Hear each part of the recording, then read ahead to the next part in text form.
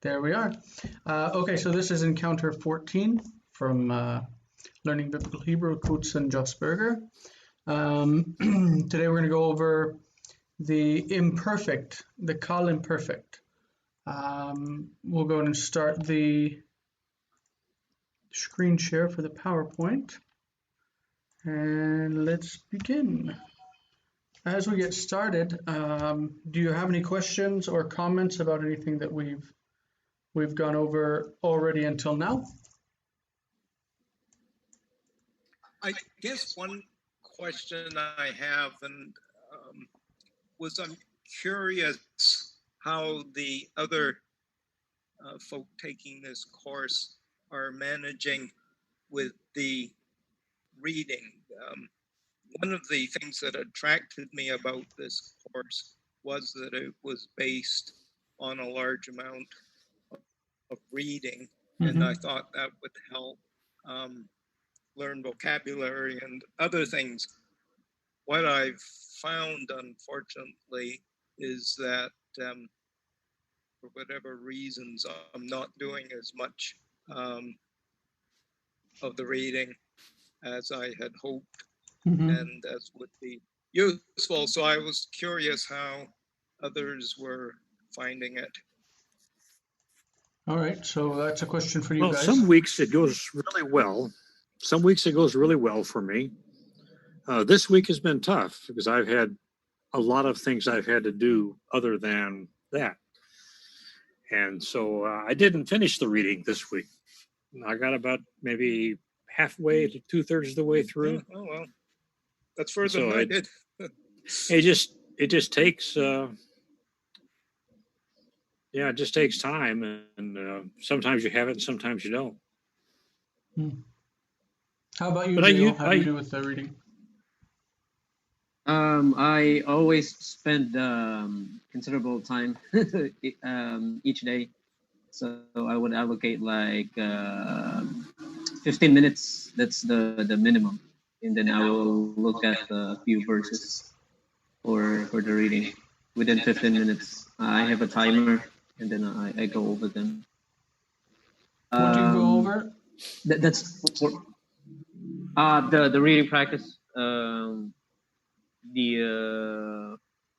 So I go with Genesis each day, about like a minute or two. It would just take you a minute or two for Genesis, and then Deuteronomy, and then I go to the reading, the translation exercise. I go over them. That's the 15 minutes. But okay, so you're saying the daily reading you spend like a minute or two on each passage, and then the 15 minutes on the reading from the text. Yes. You know what I have found that really helps me with the reading is I take the passage and I start reading a sentence, like 42 verse 1, start there. And I try to make sense of it. And I'm getting better at making sense of it. But then at the back of the book, they've got a translation of that passage that follows what we have exactly. And then I'll look at that, and often I'll go, oh, I get it. And then I can read it. And so I try work it first, and then I go back to their answer key. And then that has been really helpful for me. Absolutely. They'll get some hints in there. And what we're going to cover today basically closes a lot of the gaps that you've got right now with regard to your recognition of forms. Until now, we went over the perfect last week. This week, we're going to go over the imperfect. These are basically the two tenses in Hebrew. You've got the imperfect, which is by default generally the future tense, and you've got the perfect, which is by default generally the past tense. But learning the imperfect is going to help you recognize the Vav consecutive forms, which are the forms that carry narrative. So, I don't know, I guess we should get into it, and then we'll try to take our time on the reading, and I'll go over the forms, like the verbs from the reading, so that we can start to recognize the forms as they exist. All right, hold on. I'm going to go back to sharing again.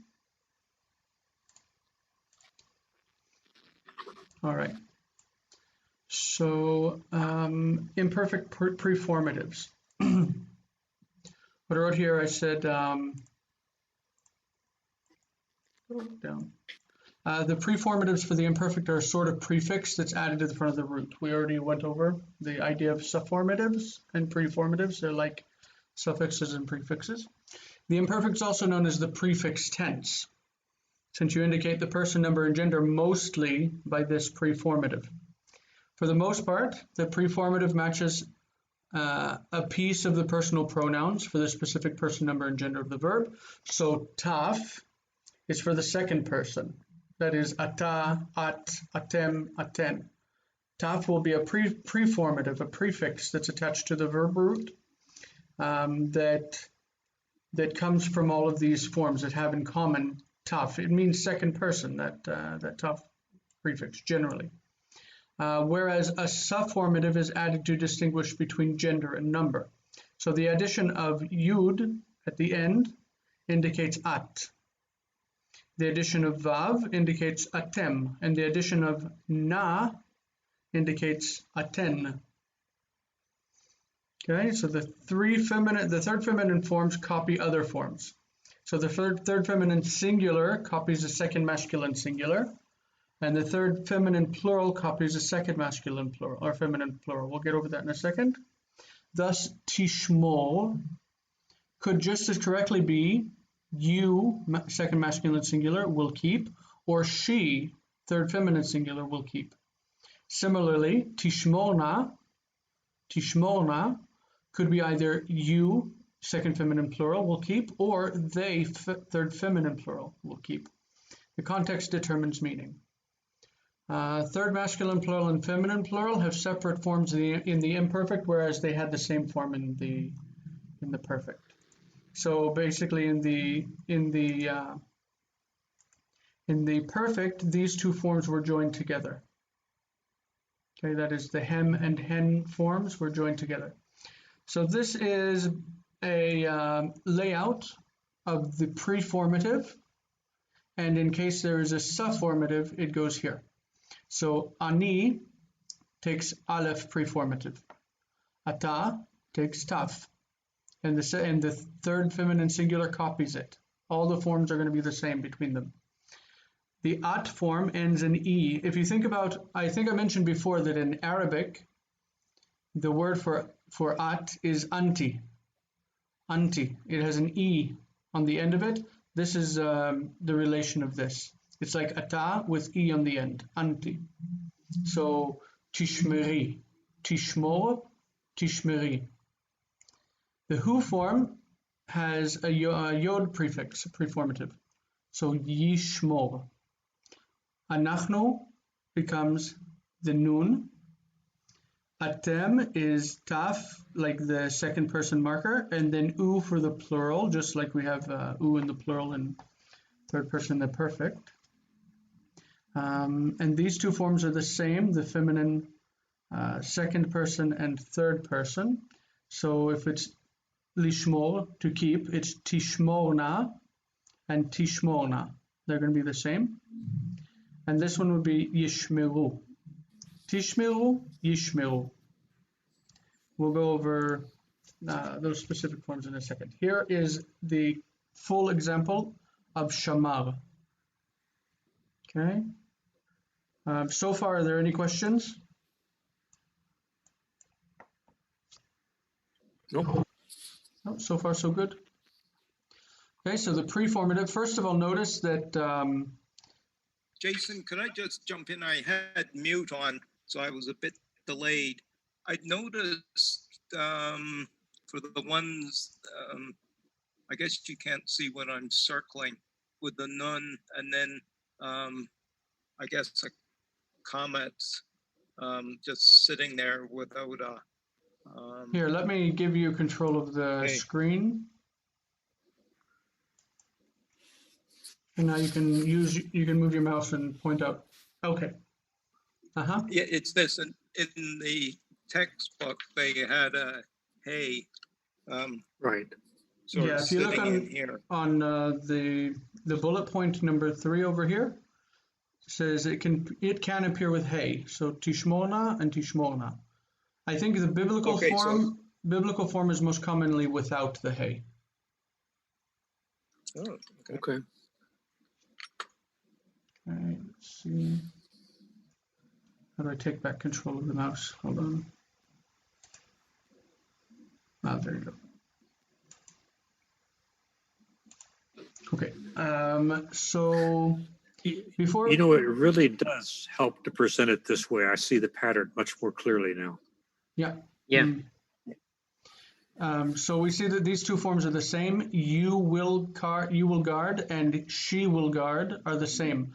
The second, like the you, masculine singular, and the she are always going to be the same in the imperfect.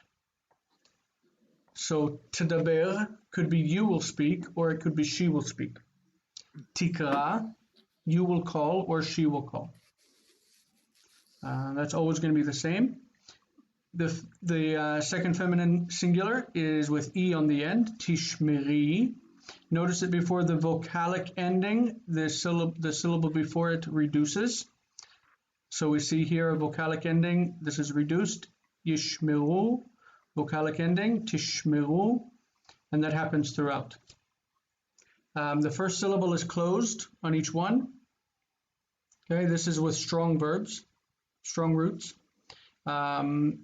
What happens is that it all wants to take an I class. So tishmor, tishmeri, yishmor, tishmor, nishmor, and so on.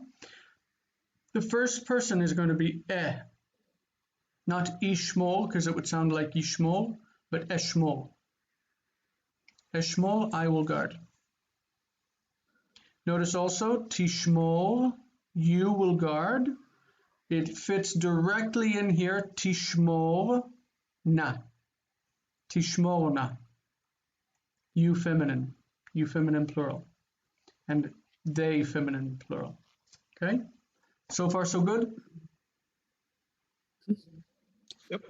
In all cases, this cholam is called the thematic vowel. Okay? There are, in the imperfect, two thematic vowels. There can be O or A. So most of the time the A, go to the next slide. There we go. Most of the time the A, like here, eshma, appears when there is some kind of guttural. Okay? It's not always the case. It's not always the case. Shalach becomes eshlach, I will send. Eshma, I will hear. But you have words like elmad. Elmad, I will learn. It has a thematic vowel of a, and there's no guttural. Yiftach has a guttural. There's also yirkav or irkav, which means to ride, like you ride in a chariot or something. Irkav has a thematic vowel of a. All the forms are the same, it's just that thematic vowel changes. It's different. Eshma, tishma, tishmei, yishma, tishma, nishma, tishmeu, tishmana, yishmeu. Okay, it's the same, but it's just a different thematic vowel. The number of verbs that have that a is much smaller than the one that has o. So you'll just learn them as you encounter them. Until this point, do you have any questions that we should address?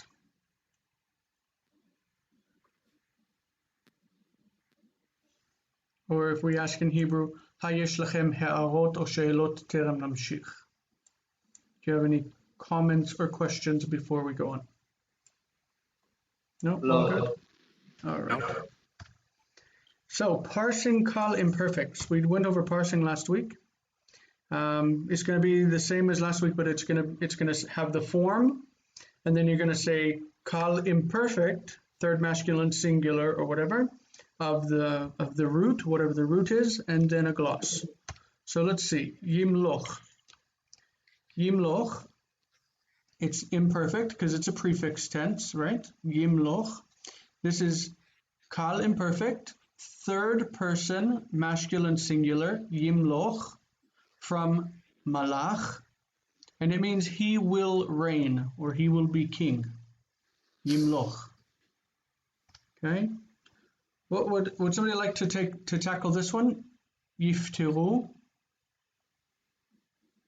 You can explain to us also what the ending, the prefix and the suffix are, and how we understand, what person it's referring to, person, number, and gender. I don't know what it means, but it looks like the third common plural.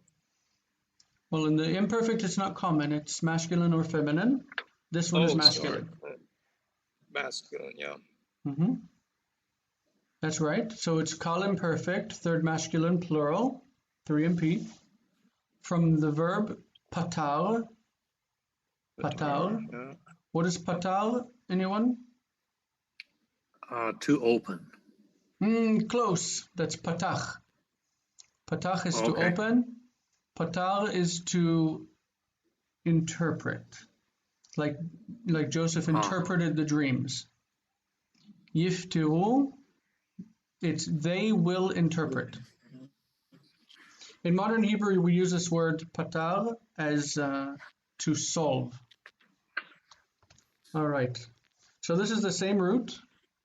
Word, what would you make of this one? I got to move the pictures. I can't see it. Mm-hmm. Got to find my mouse. There.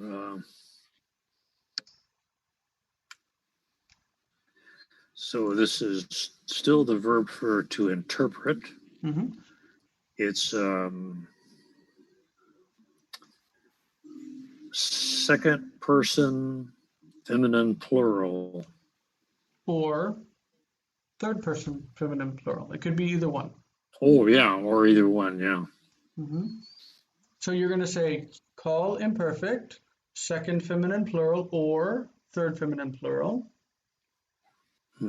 of patar, meaning Pata. Either Interpret. y'all females will interpret, mm-hmm. or it could be masculine. No, feminine. No, both feminine. Mm-hmm. So it could be Yeah, I you forgot. will interpret or they will interpret. They. Speaking They feminine. Yeah. Okay. Okay. Gio, what's this one? I'm going to give you roots here that you're not familiar with, and I'll give you the meaning of the roots. So that's I. So say Ish. Qal Imperfect, first common singular. Qal Imperfect, first common singular. Shalach, I think. Shalach, which is to send. So I send. I will send. I will send. Of course, attaching the meaning of future to it, say I will send, is not necessarily the meaning of the verb. We're just giving it a default meaning of future, but the context could override that default meaning. Okay, there's no real future tense form in Hebrew. It's just there's no future and no past form. They can be interpreted otherwise. We just give them a default meaning. Okay, and this one is what we've got next, John, if you don't mind. Do you know the root, first of all? No. Shakar. Shachach, meaning forgot. Forget. You said forget. So it's the Qal Imperfect, first common plural. We will forget. Yeah, excellent. Okay, Ward, how about this one? Keep putting them behind the pictures here. I'm sorry.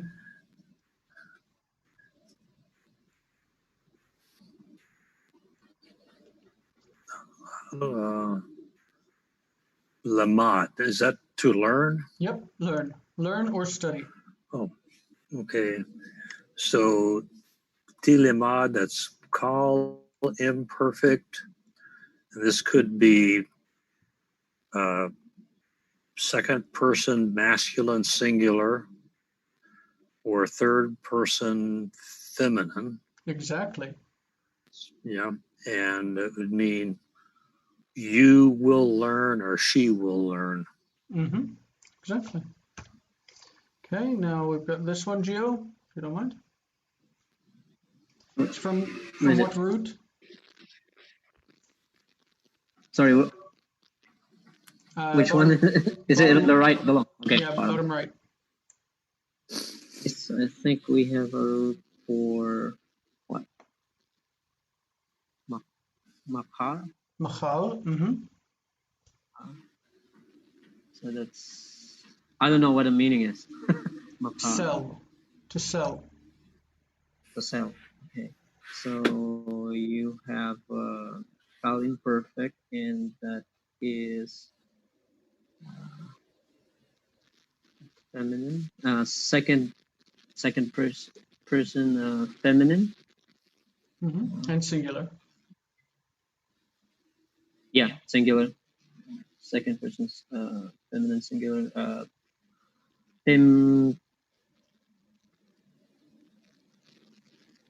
Timkeri. Yep. Timkeri. Timkeri. What's it mean? You will sell. You will sell. Yep. To a woman. Yep. All right. The next one is here in the middle. Do you see this one? John, you want to go for it? The roots probably na'af. Yep. Na'af. Na'af means commit adultery. When you have the 10 commandments, you're going to find that negative, we're going to say negative imperatives, negative commands in Hebrew use the imperfect. So when it says, you shall not commit adultery in the 10 commandments, it says, lo tin'af. Lo tin'af. And so if we had, we will not forget, lo nishkach. Lo tilmad, you shall not learn. Okay, if we say lo. So tin'af, how would you parse that? Qal Imperfect. Mm-hmm. Second masculine singular. Yep.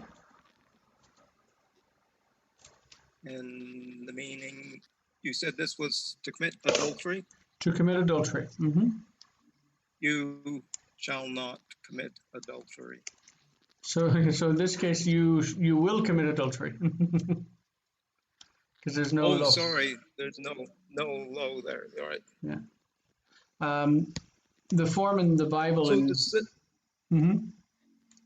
Does this replace the imperative, or are they actually identical forms, the imperfect and imperative here? Remember, let's go back to the previous slide. This one.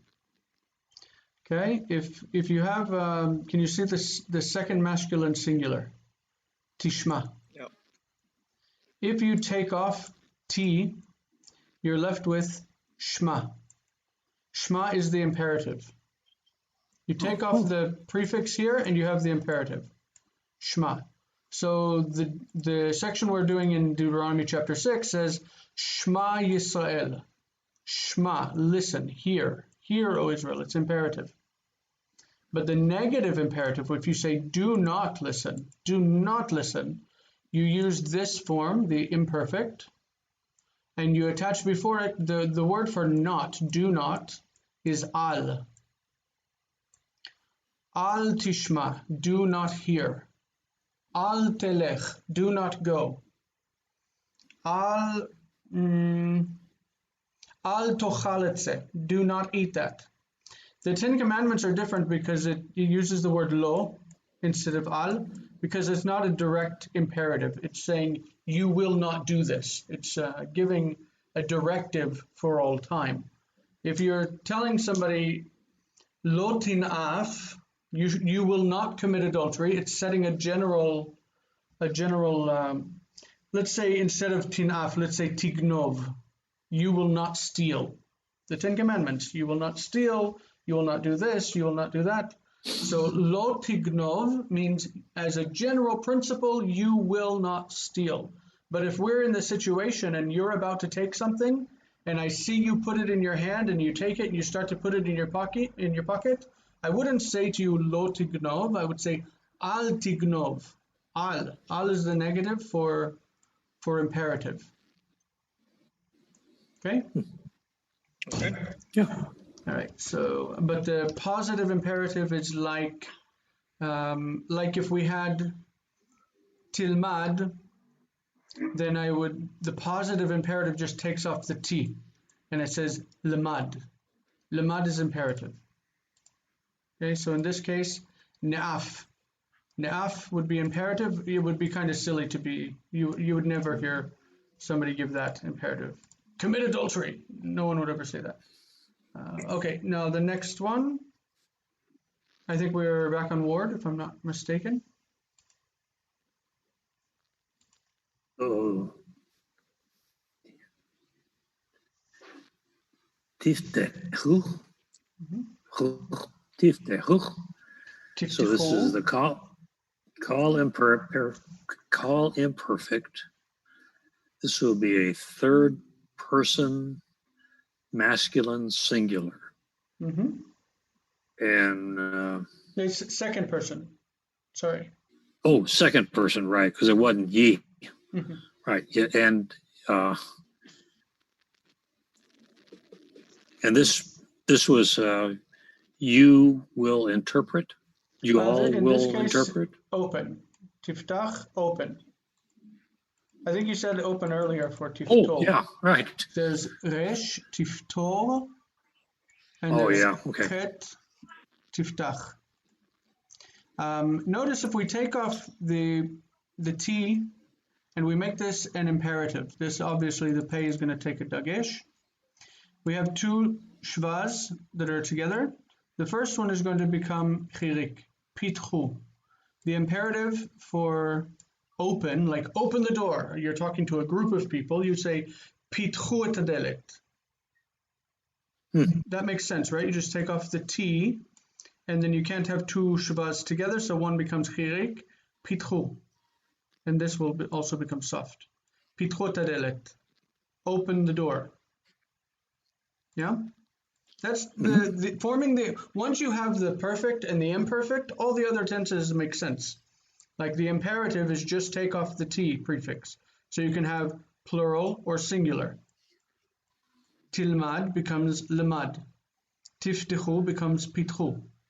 Like you just take off the T prefix, whether it's singular or plural. So also for a woman, if you take off the T prefix, you've got ptolna. Ptolna is the imperative. Ptolna means interpret if you're telling a group of women. Yeah. So it's the imperative is very easy once you've got the imperfect. All right, we've got this one. Gio, what we got going on there? The root is machak. Machak means erase, or like get rid of something, erase it.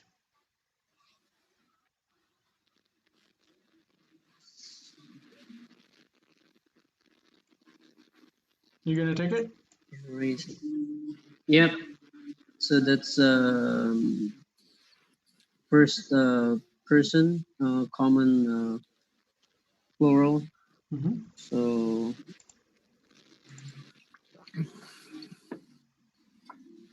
what was the meaning again? Sorry. Erase. To erase. Yeah. So we will erase. Yeah. Okay. This is also from the Ten Commandments. This is one we talked about. You shall not steal. John, How does this go? Qal Imperfect. Tiknov.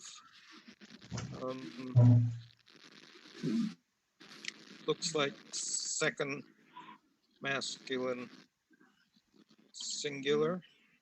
Correct. Is there any other option for it?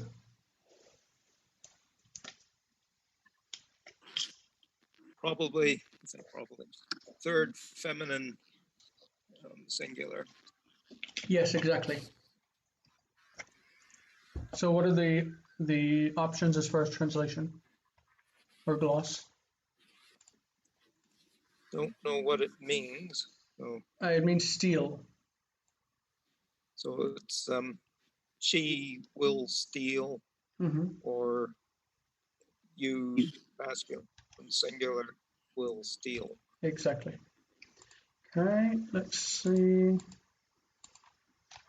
Not sure how many. That's the last one that I've got on here. Yachmod. We will find it either with silent shva or with like this with composite shva. Both of them mean the same thing.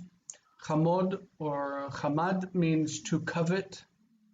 So lo tachmod, you shall not covet. Yachmod or yachamod means he will covet. This is Qal Imperfect, third masculine singular. He will covet. Okay, so in this one, I want to go over a few of the things that happen with different roots. Notice if you have third hey, the root here is dalet mem hey. The end of the verb is going to become yidmeh. So asa, he made, becomes yaseh. Bana, he built, becomes yivneh. Shata, he drank, becomes yishteh, he will drink. If you have ayin here, then the aleph before it is not going to be, it's still going to be but it's E'eseh means I will do. E'eseh. Achmod, because of this chet, this becomes achmod. Yigle, from go into captivity. Yigle, he will go into captivity. We have some special roots. Yikach behaves as if it were first nun. So yin pol becomes yipol. The nun assimilates. Yipol. Yin ten theoretically becomes yiten with dagesh chazak. Yiten. The same thing happens with yikach, where you have dagesh chazak. These are special forms that you will learn as you read. You'll get more of them. Evne means I will build. If you have a hollow verb with u or e or something in the middle, I thought that I had a couple of e ones. Okay, yakum is from kum, get up. Yakum, he will get up. Ani akum, I will get up. Yasim, he will put. This is where we actually see the root showing up. So mut, we say, is death, die. Yamut, he will die. Sim is put, the future. Yasim, he will put. Kum, yakum. Shuv, shuv means to return. Shuv, you say he will return. Yashuv. Yashuv. This was not covered in the chapter, so it's not something I'm going to require from you right now, but I just wanted to give you some exposure to what happens with various root types. Okay. Questions before we go to reading? I assume the book later on covers what happens with those roots. Yes. Strangely enough, I think it's very odd. They leave the hollow verbs to the end of the book. It's like what they're doing right now is covering all of the pieces of the verb, the perfect, the imperfect. They're going to do let's see if they do the present participle, the active participle. I haven't looked at all of the pieces that we're going. I know that we are going to cover all of the Qal set before we finish this course. So we've got verb consecutives, we've got participles, infinitives, and volitionals. Volitionals is next chapter. Volitionals are basically like the imperfect. There's very little to change from the imperfect. The participles is going to really give us so we can, if we are going to use Hebrew at all conversationally, it'll allow us to use a present tense, which is nice. So they cover the perfect, imperfect, volitionals, participles and infinitives, and then let's see, and then verb consecutive. And then that's the end of this course. That's chapter 17. And then they go nifal, piel pual, like the different binyanim. And only at the end, they get into the different root types. So they're going to cover, let's see, after they've done all of the binyanim, then they do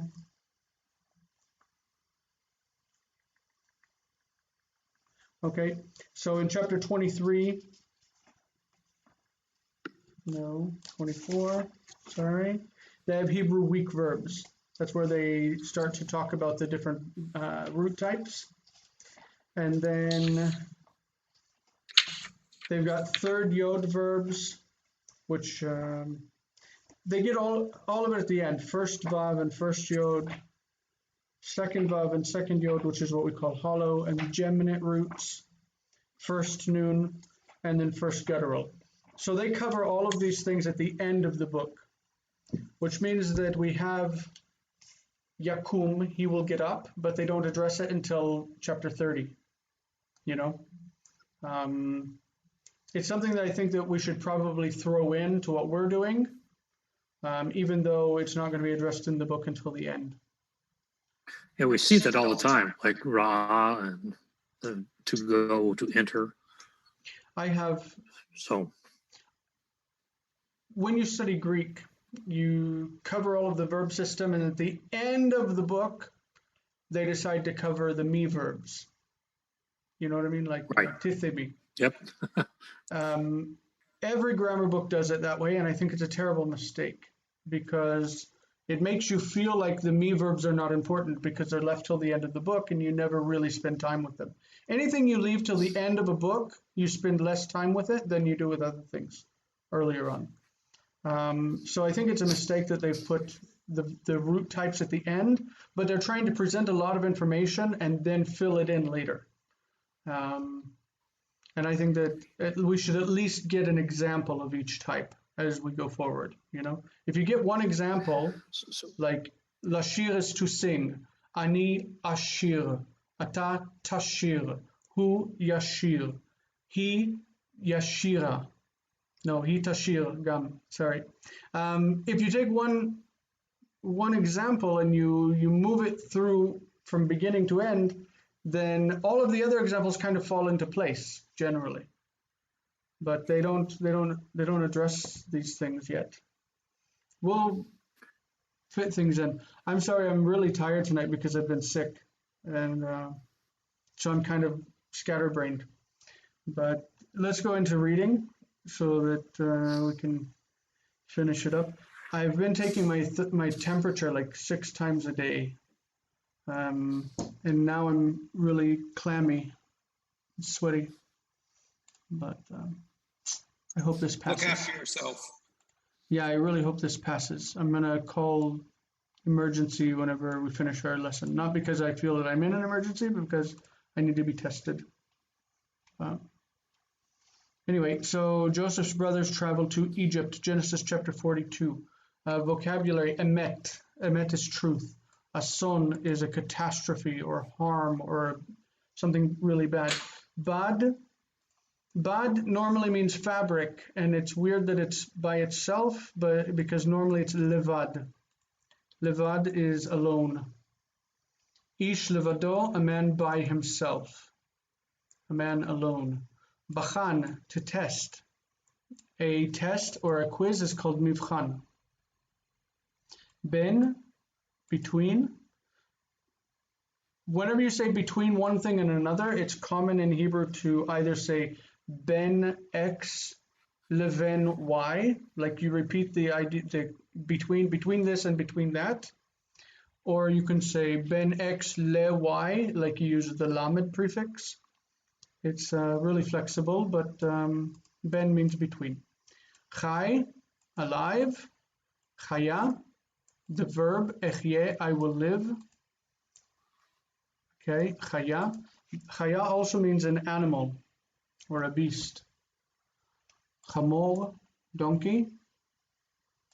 Yareh, fear or to be afraid of something. Yireh Elohim is afraid of God, God-fearer, fearing God. Yesh, we already talked about before, means there is, and en means there is not. Yeshua, Yeshua, salvation or deliverance. This could also, instead of having a yod, it could have a taf. Chua with taf, chua. Yeshua or chua. Kli is it can mean a dish or a some kind of tool. When you wash dishes in Hebrew, it's lishtof kelim, dishes. Kli neshek is a weapon. It's a very loose word. It can mean a lot of different things, but article, utensil, vessel, these kind of things.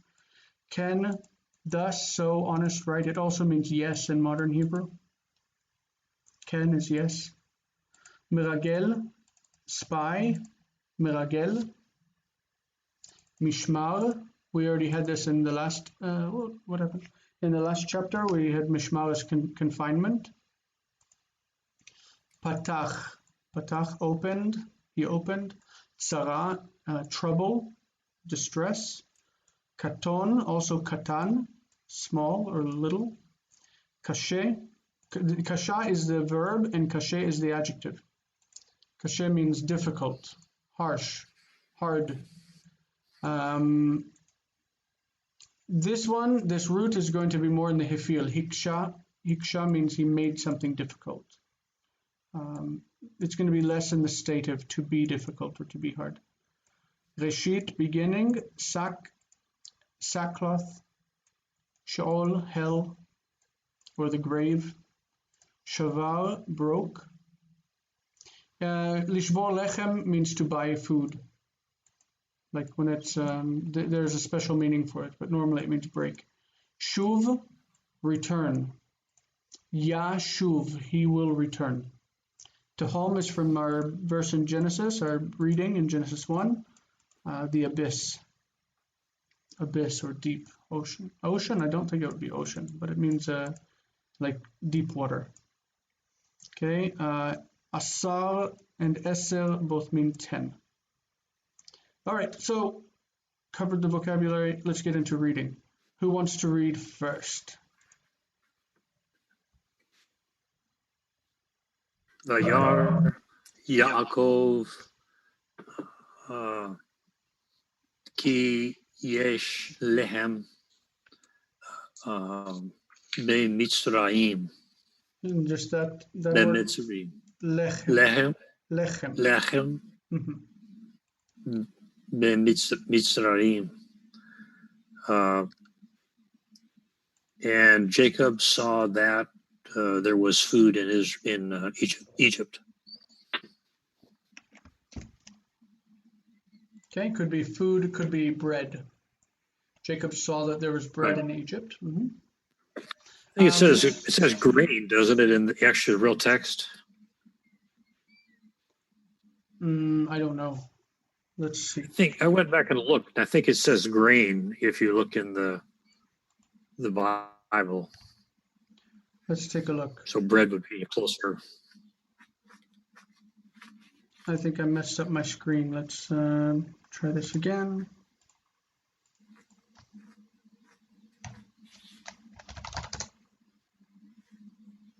I want to check in the Bible and see what it says.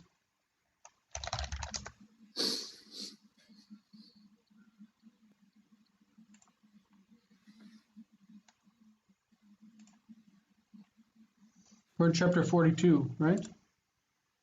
Yeah, verse 1. Yes, shevel. Shevel. It doesn't say lechem in the Bible. It actually says shevel.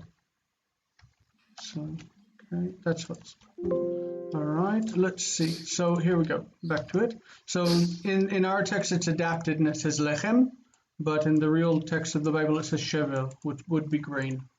Vayar Yaakov ki yesh lechem b'Mitzrayim. Wow.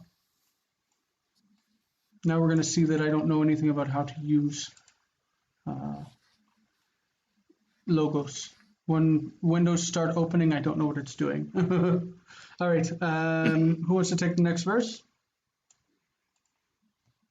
I can take the front half of it anyway. Vayomar Hine Shamati Ki Esh Lehem B'Mitzrayim B'ta Avo Ushvartem Lanu Ishem Bani Hehe Balo Namut. Okay, Vayomer is from what verb? He said. Ine, he means behold. Behold. Behold, I have heard that there is food, not grain, in Egypt, and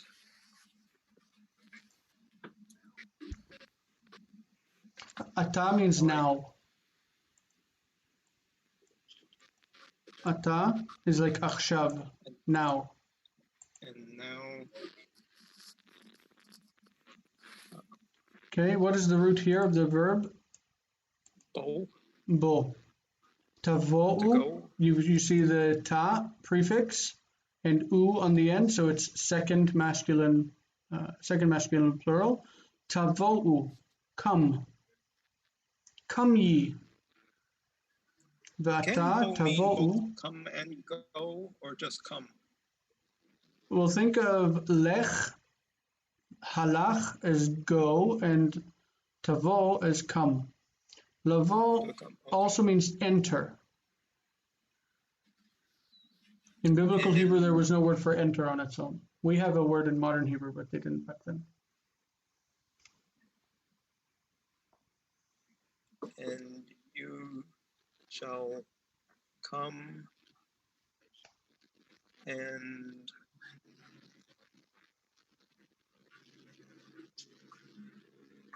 Shvartem, this is shavar, which means to buy.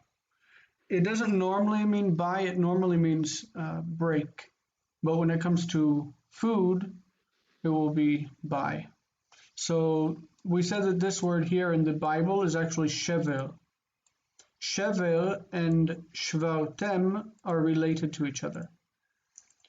Here we have shevel.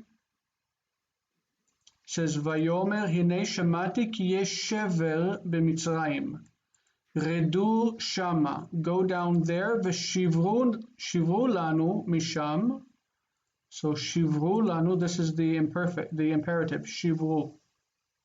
Shivru lanu, buy for us, misham, from there, v'nichye v'lo namut, and we will live and not die. Ushvartem lanu misham, v'nichye v'lo namut. Buy for us from there, and we will live and not die. okay. I know that there are a lot of verb forms. Tavo is something, like I said, that they're going to introduce at the end of the book. But bo is a really common verb. Tavo'u, you shall come, you plural. And you shall buy for us from there, and we will live and not die. Namut. Nichye. Do you get these forms?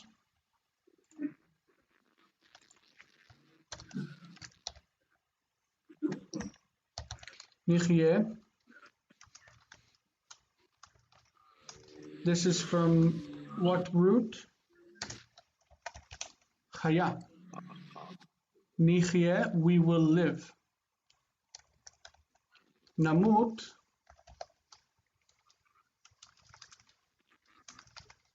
from the verb mut, meaning die.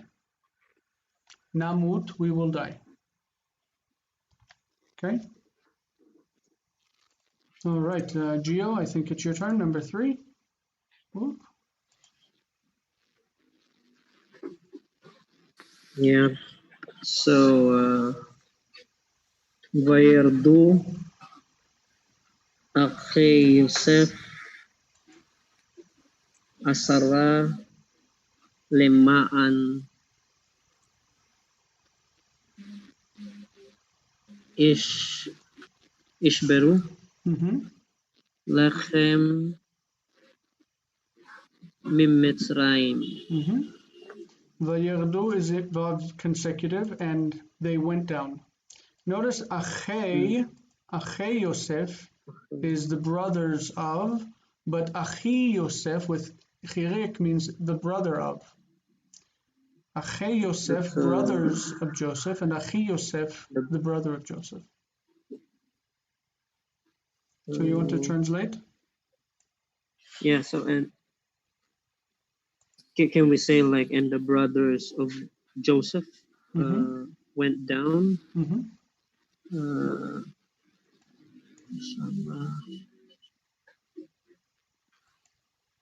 Asara, meaning 10. 10. So the 10 brothers of Joseph went down. Okay, so that's like because it doesn't include Joseph, and it doesn't like include 10 of Benjamin. them and the brothers of. Yeah, let's see if that's in the Bible. Okay, so yeah, it's exactly the same.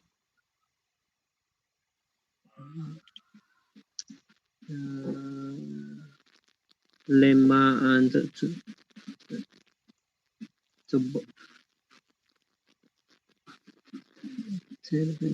Lema'an means so that, in order that.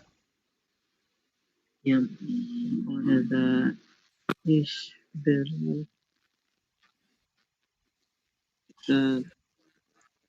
to buy.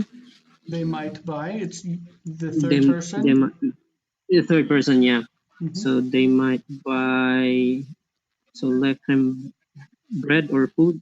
So they might buy food in Egypt.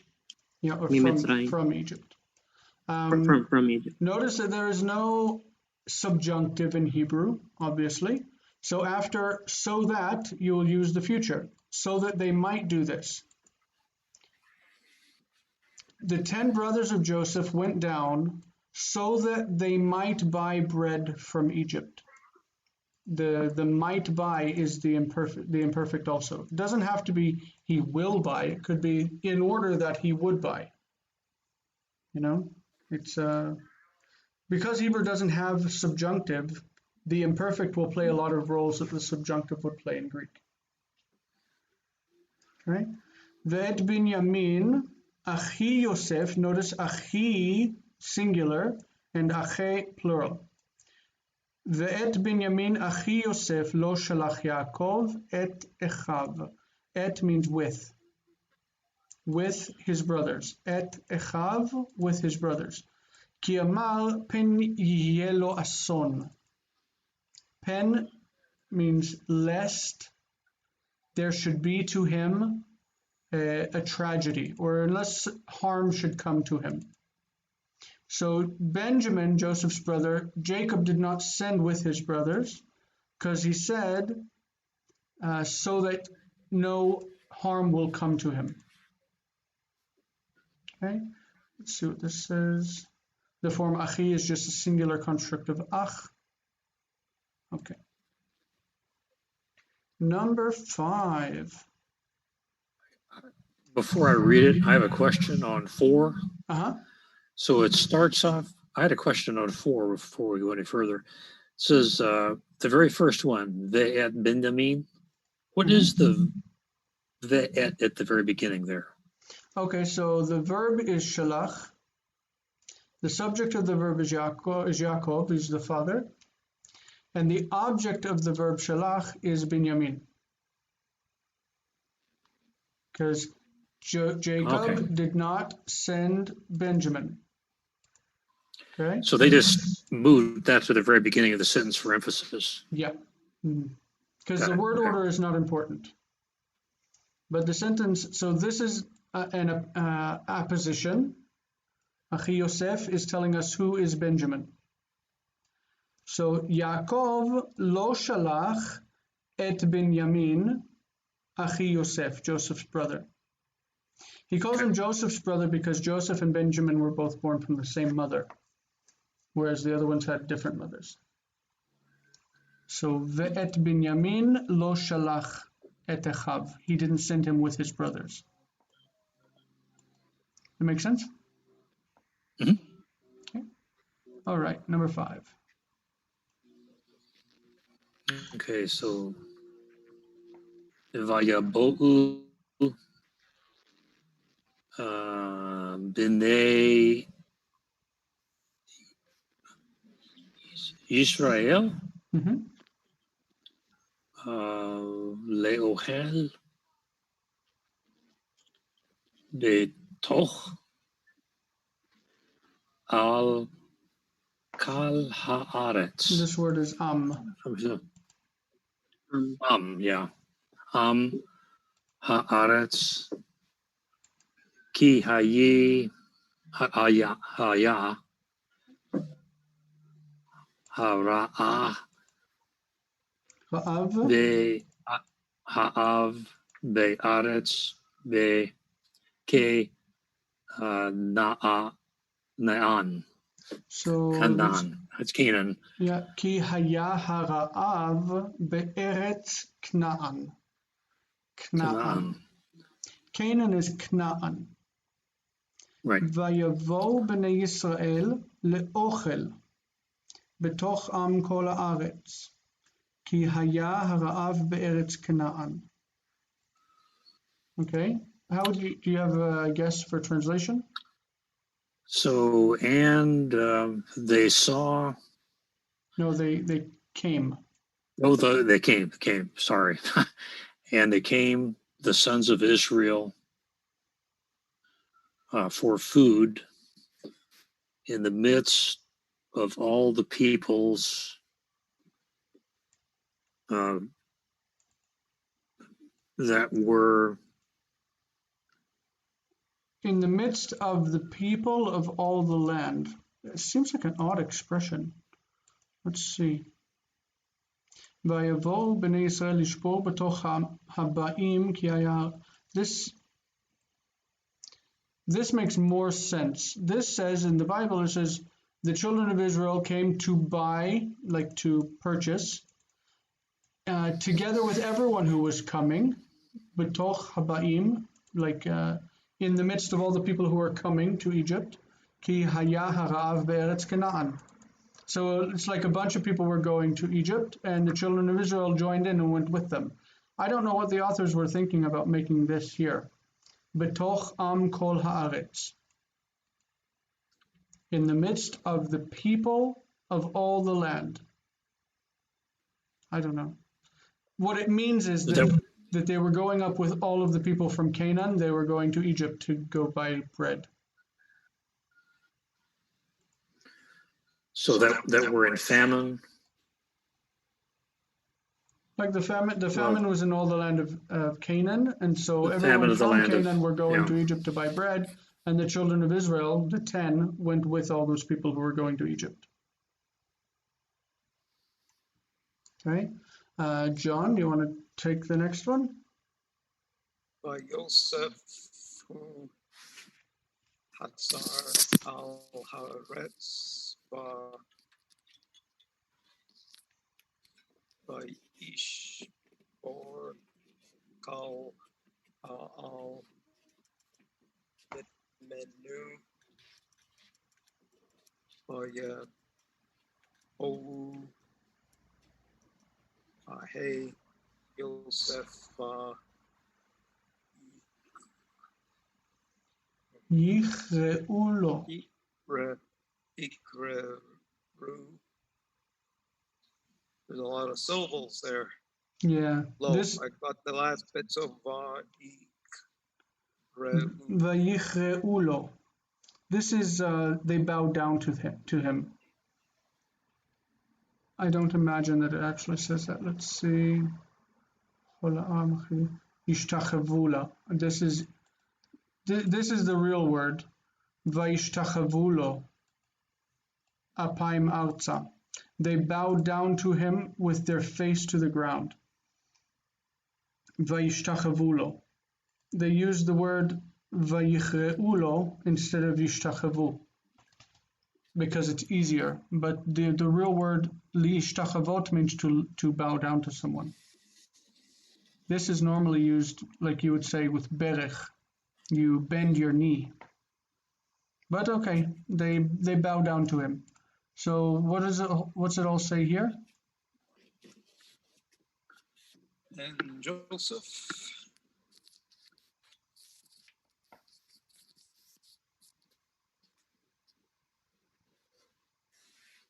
Who is he? Mm-hmm. Is that right? Mhm. But I don't remember what Hasar is. Sar, remember Sar Tabachim, the chief cook. Sar Ha'ofim, the chief baker. Sar is a minister or somebody who has an office or power. The chief officer over the land, and you'll have to excuse the phone in the background here. Shabar.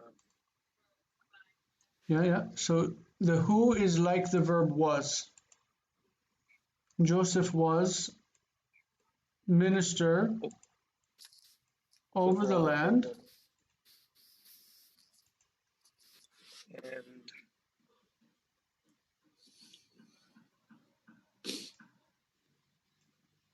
he, What's the subject of Yishbor? It would be this one.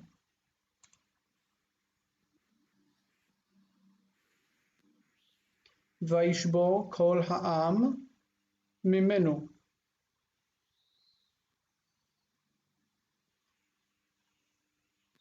so you're saying the subjects, the call,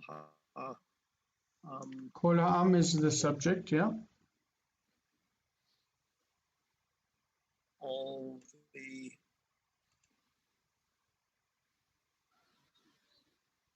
don't remember People. Am is a people group. okay, from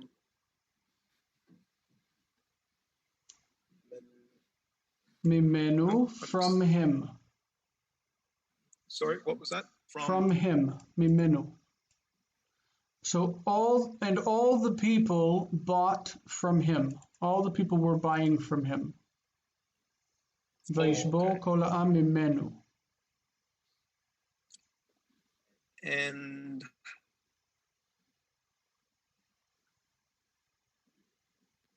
he,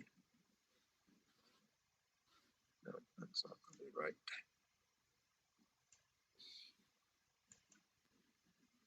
What's this verb? Looks like it should be from again. Mm-hmm. So the yud prefix is third person. Vav suffix means third person plural.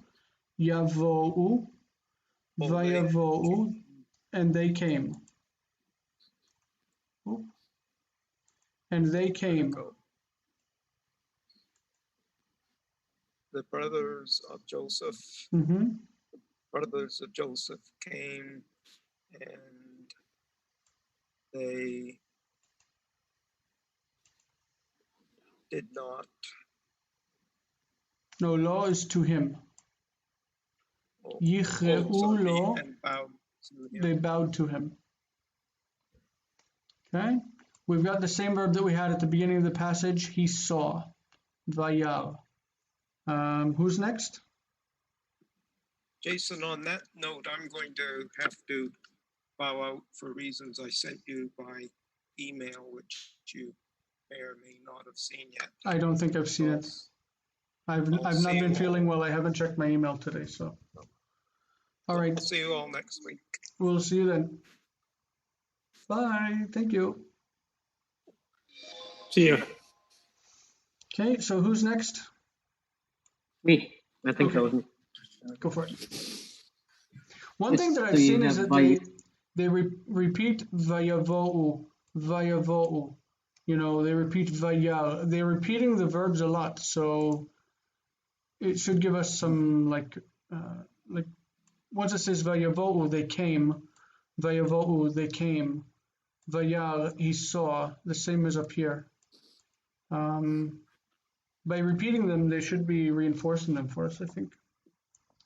Anyway, Geo number 7. So that's Bayar Yusef et Ak. Sorry, I'm losing it. What happened? Okay. So Bayar Yosef et Akha. How would you read that? The Vayar Yosef et Echav. Ekhav. Okay. So Bayar Yosef et Ekhav.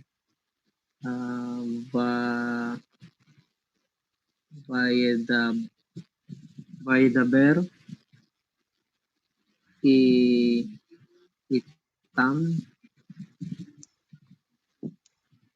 itam kashot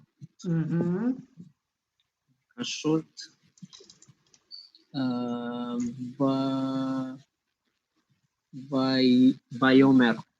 Yep. Vayomer alhem. Normally you would have a yod in there. Alehem, to them. Alehem. Kashot Alehem. is Vayomer. feminine plural, by the way, adjective, but these feminine plural adjectives are often used as adverbs.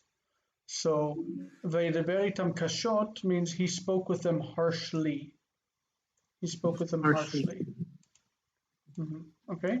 Vayomer alehem. Alehem me'ayin batem. See the where? Ayin is where? Me'ayin from where? Me'ayin batem. Where have you come from? Bayomeru me'eret kenaan leochen. I want to see how this is phrased in the Bible. Vayar Yosef et Echav vayakirem. He recognized them. Vayakirem. Vayitnaker alehem vaydaber itam kashot.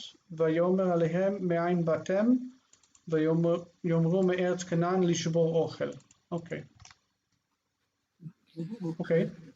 So, translate. So Vayar from and Joseph saw his brother. His brothers.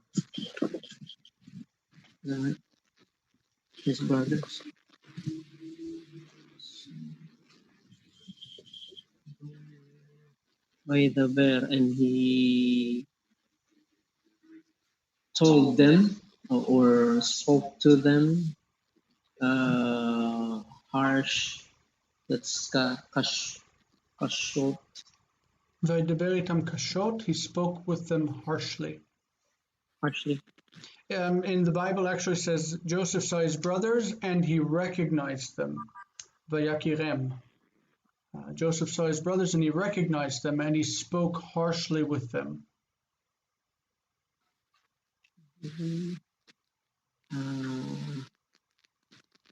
Vayomer Alehem. And he said to them, from Me'ai, from where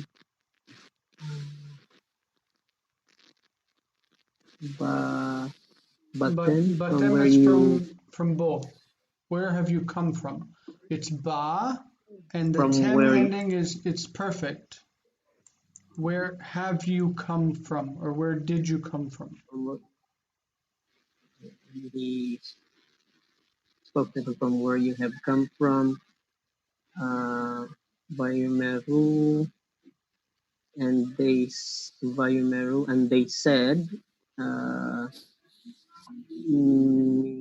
from the land of Canaan, Me'eretz Leokel, for food, from food. the land of Canaan for food. The Bible literally says lishbor ochel, to buy food.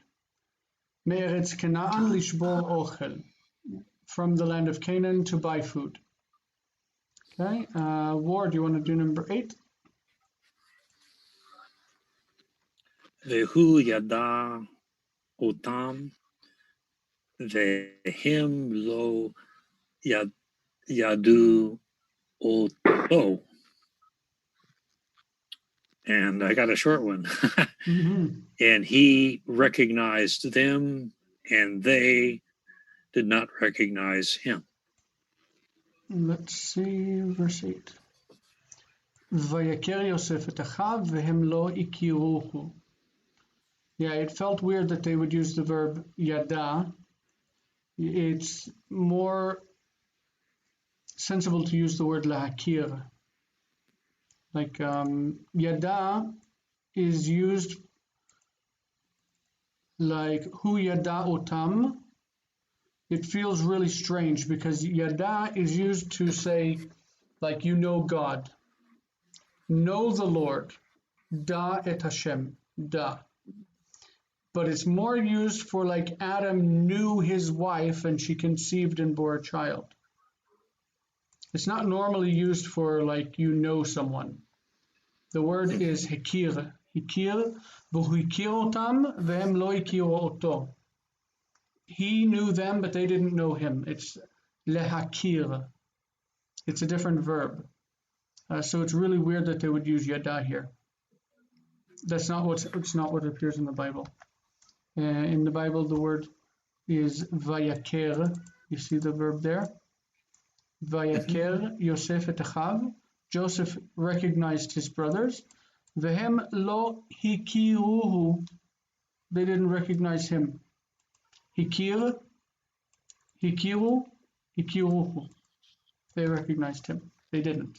Okay. Vayiskor Yosef et halomot asher chalam lahem. Vayomer aleihem meraglim atem. So Joseph remembered the dreams which he dreamed for them.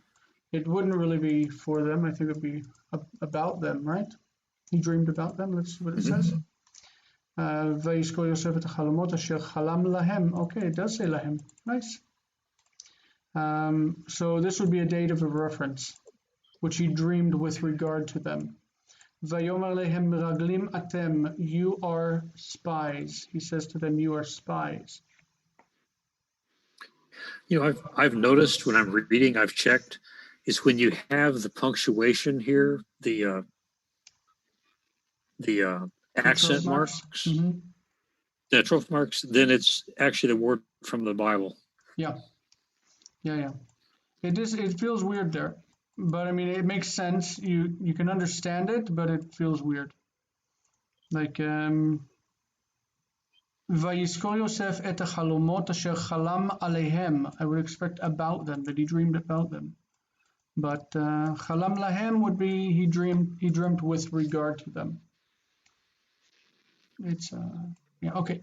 Vayomer elav, and vayomru elav, they said to him, Lo Adoni, no, my lord, va'avadecha ba'u le'ochel, your slaves, your servants have come for food. Kulanu b'nei ish echad, nachnu is anachnu. So kulanu is kol and otanu. It's kol and anachnu. Kulanu is all of us. Kulanu. All of us, b'nei ish echad, sons of one man, nachnu. We are.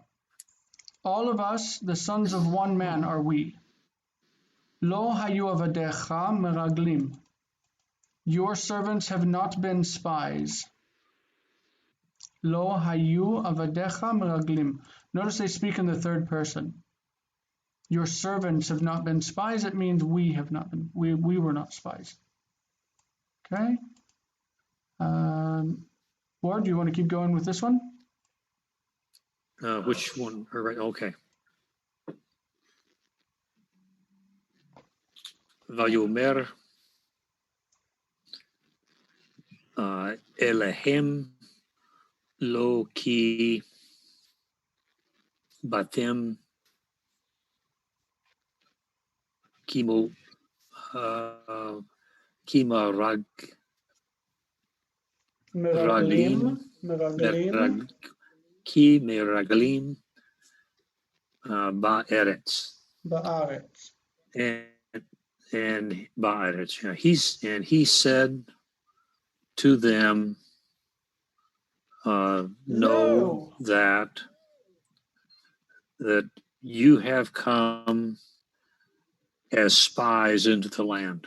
Yeah, exactly. No, for you have come as spies in the land. Okay, Geo, the next one. Wow, it's a long one.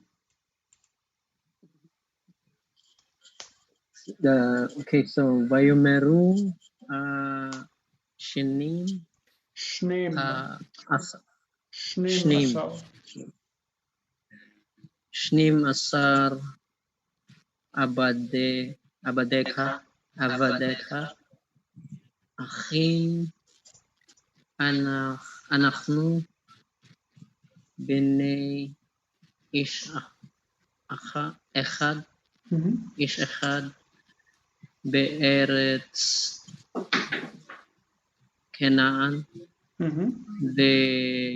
Vehene Hakaton Et Avinu Hayom Veha Akad Enenu Echad enenu. In this case, it would mean he's dead. He's lost. He does not exist anymore. No more Enenu.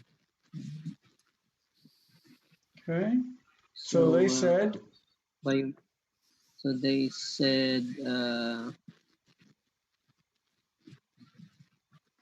Shnei Asar Abadecha, your 12 servants, your 12 slaves. The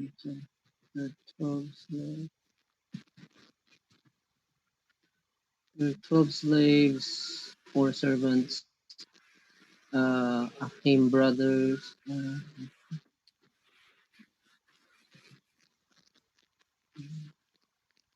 we are brothers, the sons of one man, Beni Ish Echad, one man, right? Ish Echad. The Eretz from or in the land, the Eretz in the land of Canaan. How would you translate it? Behene. And behold. And behold.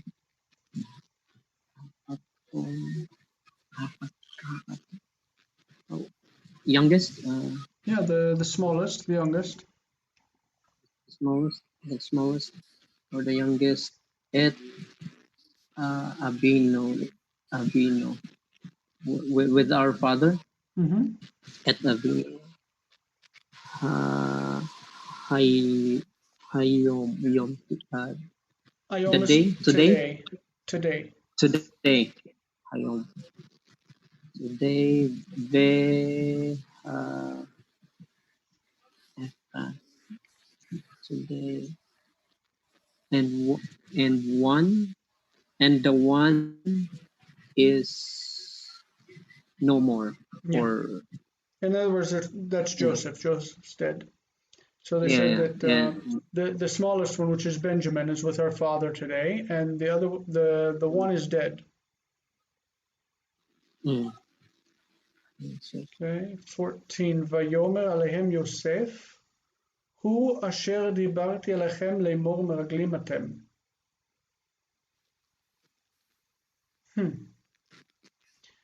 Joseph said to them, he which I have said to you, I have spoken to you, saying you are slaves, you are spies. Hu asher dibarti alechem leimor meraglim atem.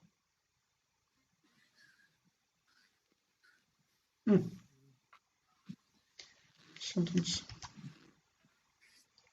it sounds like he was just trying to repeat what he just said. 12 עבדיך אחים אנחנו בני איש אחד בארץ כנען, והנה הקטון את אבינו היום והאחד איננו, ויאמר אליהם הוא אשר דיברתי אליכם לאמור מרגלים אתם. בזאת תיבחנו חי פרעה אם תצאו מזה, כי בבוא אחיכם הקטן הנה. That's really an odd expression. Who which I have spoken. Maybe what he means is, it is as I have spoken to you. I don't know. Let's see how they translate this. Oops.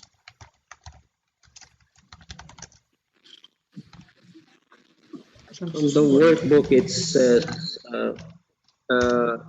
but Joseph said, it is as I said to you, you are spies. Okay. Okay. Cool.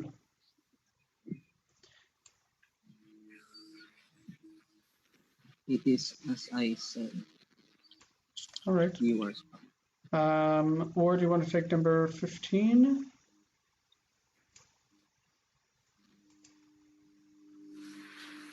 Okay. In Bizot,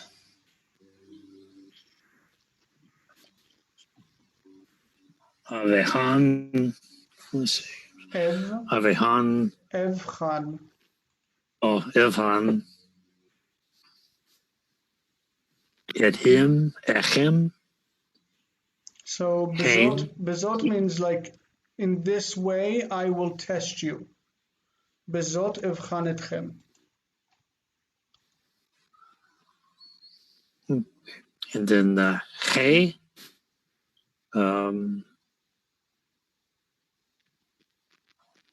Harot. Hey Pharaoh. Im. Hey Pharaoh is like. Oh, Hey Pharaoh. By the life of right. Pharaoh. Pharaoh, yeah. Okay, Hey Pharaoh. Im. Tetsu. Im tetsu. Tetsu. Mitse. Mize. King. Ki im yabo. Ahichem. Ha katon Mitzrayim ha. Mitzrayma. So Mitzrayma. To Egypt. Mitzrayim ma. So in this I will test you. I lost my. In this I will test you to them. The life of Pharaoh. If you leave from here, notice the footnote, what it says here.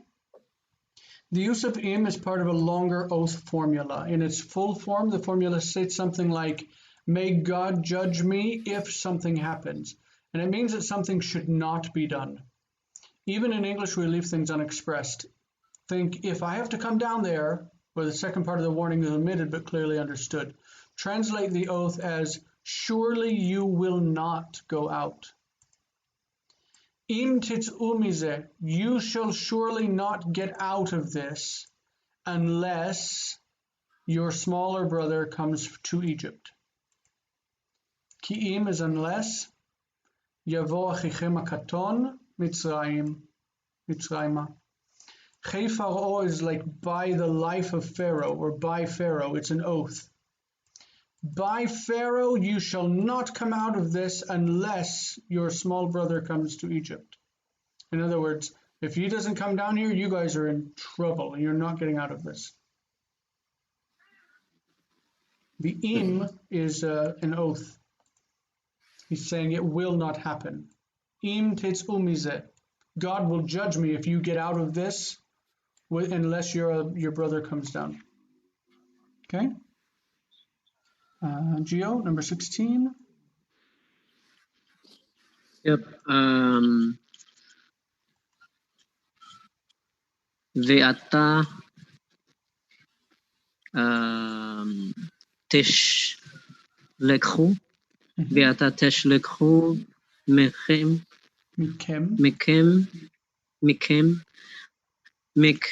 echad where'd it go?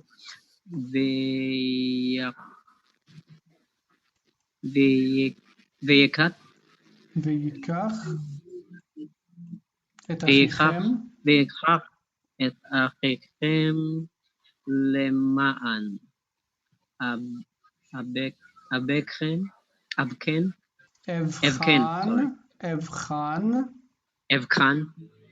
That's not a K, it's a Ch. Not Evkan, but Evchan. It has to be Ch.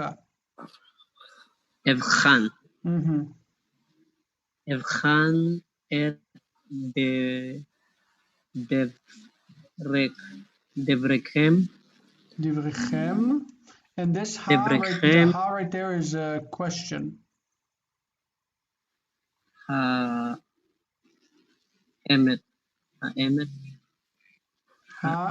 Emet itchem. If the truth is with you. So, and now send from you one, and he will take your brother, in other words, get your brother, so that I might test your words if truth is with you.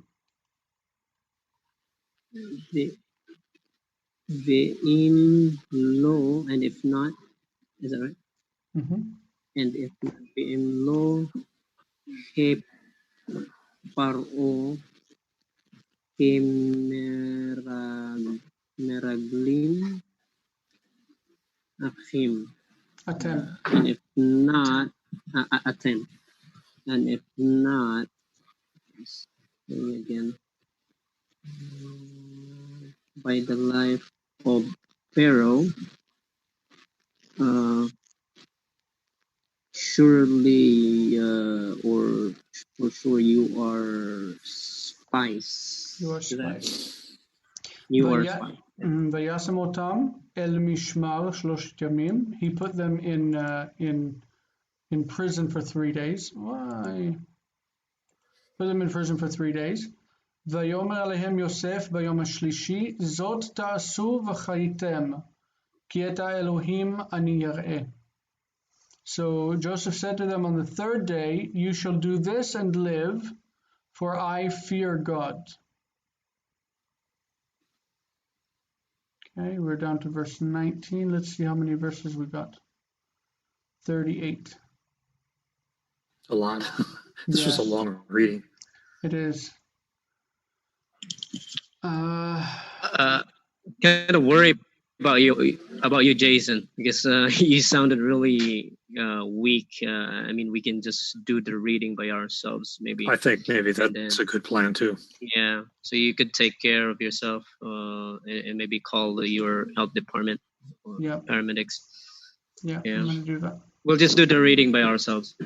All right. Well, thank you guys for participating. Yeah, thank you very much. I wanted to make sure to be here and like share with you. Because people were telling me earlier, we started at 2 in the morning and they're like, why don't you call the paramedics? And I said, I got to teach my class first. So, Well, you know, if you feel that bad, I, for one, can always extend a week. I mean, we can. You need to take care of your health first. we'll see what's going on. Let me stop the recording. Bye, recording.